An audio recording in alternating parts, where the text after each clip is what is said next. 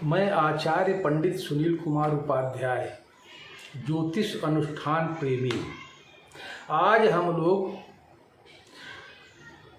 काल सर्प दोष के विषय में जानने का प्रयास करते हैं। और ये राहु केतु जैसे दो पापी ग्रहों के मध्य में जब सारे ग्रह आ जाते हैं तो काल सर्प दोष का सृजन होता है। काल सर्प दोष सबके कुंडली में खराब नहीं होता है, बहुत लोगों की कुंडली में बड़ा फलदायी होता है। क्यों कि राहु को धन संपत्ति का रक्षक कहा गया है। पाताल लोक में भगवान विष्णु की रक्षा करने के लिए शेषशय्या पर विराज होने के बाद फन से उनकी रक्षा करते हैं, जो कि पूरे विश्व का संचालन करने वाले हैं। उसी तरह से आप देखिए, भगवान शंकर तंत्र शास्त्र के सबसे बड़े, जो कि सारा तंत्र शास्त्र उनके पास में है, और वो भी पूरे अपने शरीर में और सर्पों को गले में लपेटे हुए।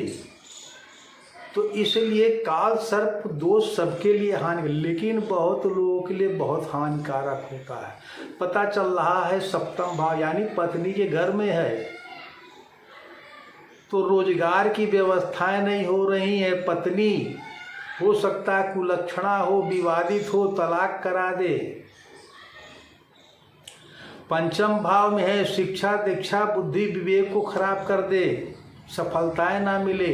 खष्ट भाव में है तो पता चलता है कि शत्रु तरह तरह के आडंबर रचते रहते हैं। सुख भाव मतलब चौथे घर में है तो पता चल रहा है कि जो है मकान भवन इसकी सारी व्यवस्थाएं ठीक नहीं हो रही है। उसी तरह से अगर चला गया तीसरे भाव में तो भाई बंधुओं से विवाद, पराक्रम, मेहनत, परिश्रम की असफलताएं। दूसरे भाव में जेल यात्रा करवा दे रहा है, बंधन योग बना दे रहा है, धन की स्थिति नहीं बन रही है, कुटुंब से विवाद हो रहा है। उसी तरह से लग्न में है स्वास्थ्य, शरीर, दवा, इसी से आदमी परेशान है। और अष्टम भाव में मृत्यु का कारक मृत्यु, लेकिन रोग, विवाद, धन की हानि, शारीरिक कष्ट, ये सब चीज़ें देता है। किसी ने कुछ करा दिया, दे दिया, मतलब शापित होती है कुंडली जिसकी, उसके लिए।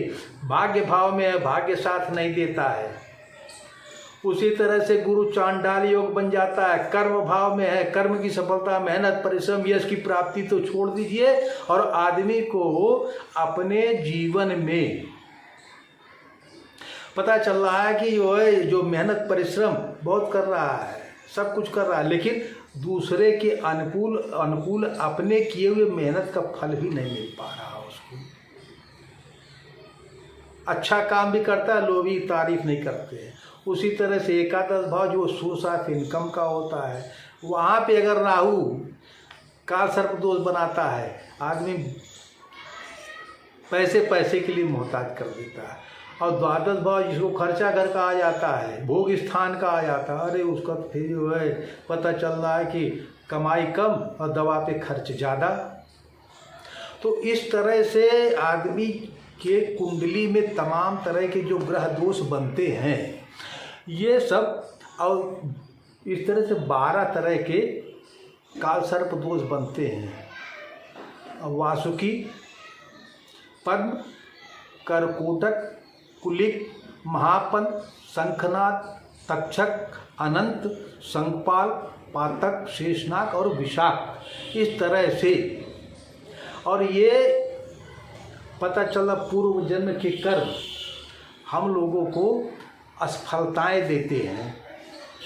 पूर्व जन्मकृत साप, सर्प साप, पितृ साप, भ्रातृ साप, ब्रह्म साप इत्यादि सापों से आदमी जब देखता है कि असफलताएं, दिक्कतें हो रही हैं, तो फिर कुंडली देखता है इधर की हमारी कुंडली कहाँ स्थापित, क्या समस्याएं आ रही हैं। जैसे कहा जाता है ना, पहला दुर्भाग्य, संतान अवरोध, पता चला कि पुत्र नहीं हो रहा, संतान नहीं हो रही, ये तमाम समस्याएं तो भी बड़ी विवादित हो जाती है। दूसरा देखिए, कुलक्षणा पत्नी मिल जाए, कलह प्रिय पति या पत्नी तो दोनों में मिल सकता है। इसके लिए पति भी खराब हो सकता है, पत्नी भी खराब हो सकती है, ये भी सब एक लक्षण है। उसी तरह से आप देखिए, परिश्रम का फल ना मिलना,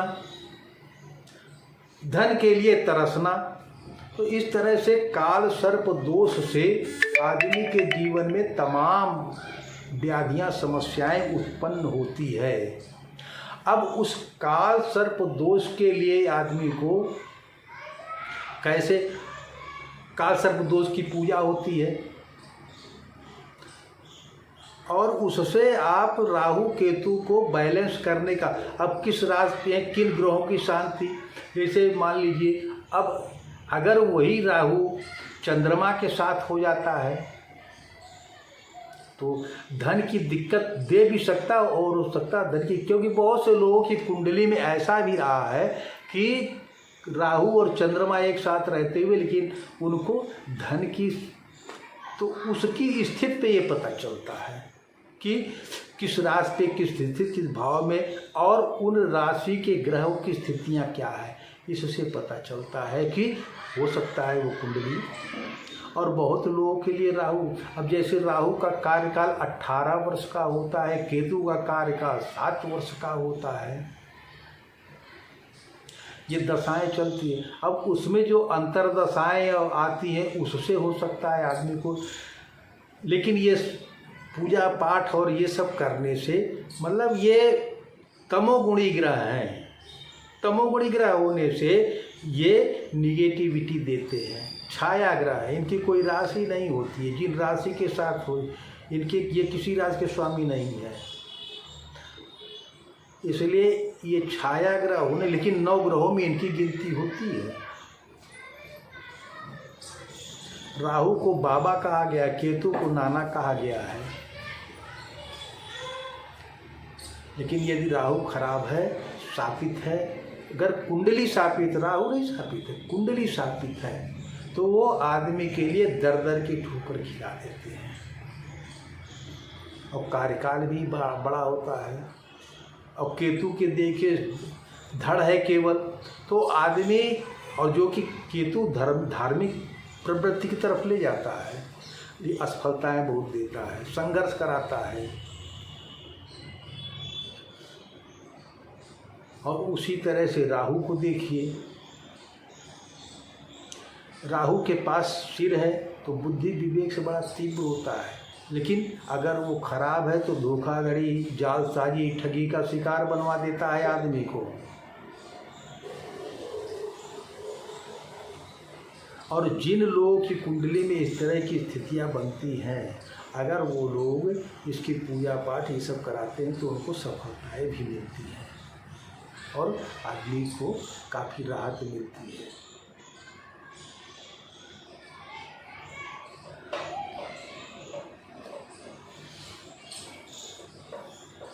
चलिए अब हम आपको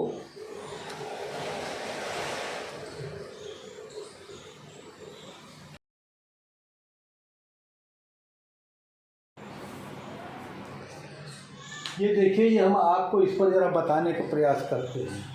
ये काल सर्प दोष, ये देखिए, ये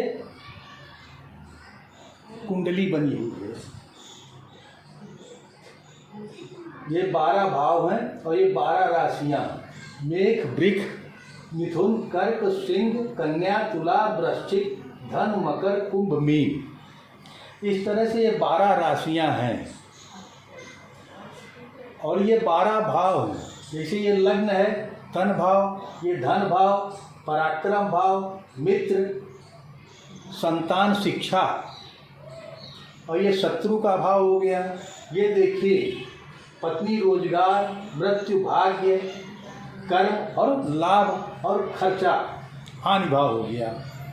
इस तरह से ये जो है, अब आप देखिए, और ये जो फल जो घटित होता है, देखिए आप हमारा वीडियो देख रहे हैं, अगर आपको हमारा वीडियो अच्छा लगे तो आप हमारे चैनल को सब्सक्राइब कीजिए, लाइक कीजिए, शेयर कीजिएगा। और अगर कुछ कमेंट में आपको लिखना है तो आप उस कमेंट बॉक्स में आप हमारे लिए ज़रूर से कुछ मैसेज डाल दीजिएगा। और अगर आप अपनी कुंडली दिखाना चाहते हैं या उसका निराकरण कराना चाहते हैं, कोई दोष शांति कराना चाहते हैं, कुंडली बनवाना चाहते हैं, मिलान कराना चाहते हैं, तो आप हमारे नंबर 99 35 25 92 60 और व्हाट्सएप नंबर 790 592 45 19 इस पर संपर्क कर सकते हैं। ऑनलाइन या ऑफलाइन दोनों में आप आ करके दिखाना चाहें या जिस जगह पे हैं आप वहाँ से दिखा सकते हैं। चलिए अब जो है हम इस पर बताते हैं। ये देखिए वास्की नामक काल सर्प दोष है। ये 9वें भाव और 3रे भाव में राहु हो, तो ये 3रे भाव राहु, अब अगर राहु की स्थिति राहु के मुख के पास है ग्रहों की किया तो आदमी के मेहनत परिश्रम की फलताएं, और केतु उसी तरह से है कि आदमी का भाग्य नहीं साथ देता है, उसके लिए जो है निगेटिविटी बनी हुई है। भाग्य जो है जगह जगह पे मेहनत परिश्रम कर रहा है लेकिन उपलब्धि नहीं मिल पाती। उसी तरह से पद्म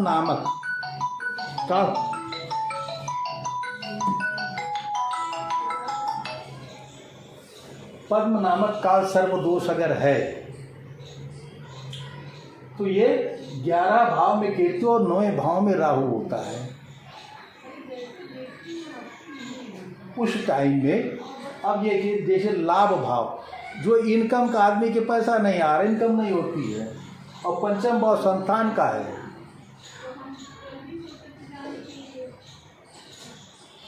ग्यारहवें भाव में राहु है और पंचम भाव में केतु है, तो संतान के लिए भी संतान नहीं होती, बुद्धि विवेक नहीं काम करती है। और उसी तरह से फिर कर्कोटक दूसरे भाव में अगर राहु है, 8वें भाव में केतु है, तो पता चला धन कुटुंब परिवार से विवाद।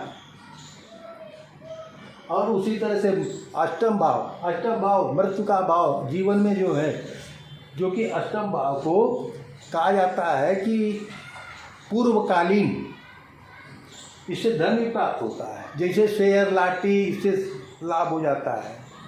और मृत्यु का कारक जीवन में असफलताएं भी देता है, क्योंकि इस भाव के ग्रह जहाँ बैठते हैं या तो आदमी को ज़्यादातर रुकावटें, बंधन, खर्च, अनावश्यक भी उसमें परेशान ही करते हैं। उसी तरह से कुलिक नामक काल सर्प दोष भी होता है।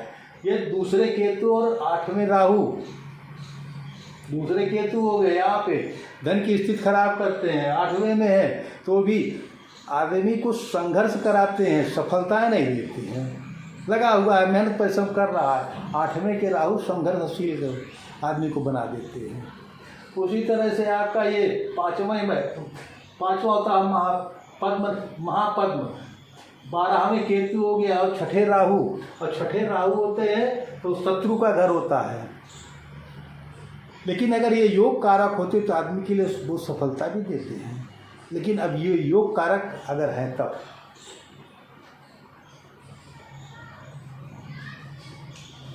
और शंखनाद हो गया, शंखनाद जो 3रे के और 9वें, 3रे भाव में केतु हो गए, 3रे भाव में केतु, 9वें भाव में राहु, भाग्य भाव में, तो भाग्य की असफलता देने लगते। अगर ये चंद्रमा या बृहस्पति, तो पता चला गुरु चांडाल योग बन रहा है। अच्छा, तक्षक जो है लग्न में केतु है, 7वें राहु है, तो पत्नी घर रोजगार व्यवसाय, इसमें असफलताएं आदमी को सही नहीं मिलती। पत्नी से संबंध नहीं ठीक है, पत्नी जो है ठीक नहीं मिलती है, मतलब कुछ न कुछ विवाद चलता रहता है। उसी तरह से अनंत, 1 में राहु, 7वें में केतु है, तो भी वही स्थितियाँ ये साथ में संघर्ष आदमी करता रहता है, जैसे कुछ समझ में नहीं आ रहा क्या करे क्या ना करे। उसी तरह शंखपाल, चौथे राहु, प्रॉपर्टी, सगे घर का, माता को सुख, ये सब में फीड करता है। और 10वें केतु, आदमी मेहनत पर सब कर संघर्ष कर रहा है लेकिन स्थितियाँ अच्छी नहीं बन पाती है। उसी पातक, ये पातक जो है चौथे केतु और 10वें राहु, 10वें राहु हालांकि अगर योग कारक है तो आदमी को सफलता दे देगा। और फिर शेषनाग, द्वादश भाव राहु और छठे केतु, तो छठे शत्रु का हो गया। द्वादश भाव जो है ये शेषनाग नामक काल सर्प दोष बनता है। और फिर आके विषाक्त में 5वें केतु, 11वें राहु, पंचम भाव संतान का होता है, शिक्षा का होता है, बुद्धि विवेक का होता है। आदमी को सफलताओं में दिक्कत आती, संघर्ष करता है, पढ़ाई लिखाई करता है, लेकिन जो है कुछ ना कुछ दिक्कतें बनी रहती हैं। और 11वें भाव में राहु है तो इनकम उनकम में दिक्कत आती है। अगर योग कारक है तो अच्छी इनकम भी दे देते हैं और अचानक सफलता देते हैं।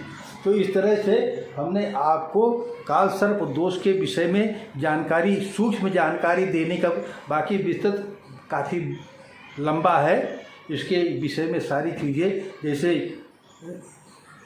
नागलोक के शेषनाग जी को कहा गया, सर्पों को ये धान्य का भी कारक कहा गया। लेकिन अब उसी के बीच में और काल के बीच में ही भगवान जो है विष्णु भी रहते हैं, भगवान शंकर भी रहते हैं। तो उसी तरह से मनुष्य का भी जीवन है कि काल के बीच में रह करके अपने आप को बढ़ा, लेकिन जितना आप परमात्मा शक्ति को अर्जन करके रखेंगे तो सारे दोष आपको, अब इसके लिए जैसे विष्णु सहस्त्र नाम का है, रुद्राभिषेक कराया जाता है, भगवान शंकर के महामृत्युंजय मंत्र के, इस तरह से आदमी अपने जीवन को बैलेंस करने का प्रयास करता है और करना चाहिए। चलिए अब अगले के वीडियो में फिर हम आपको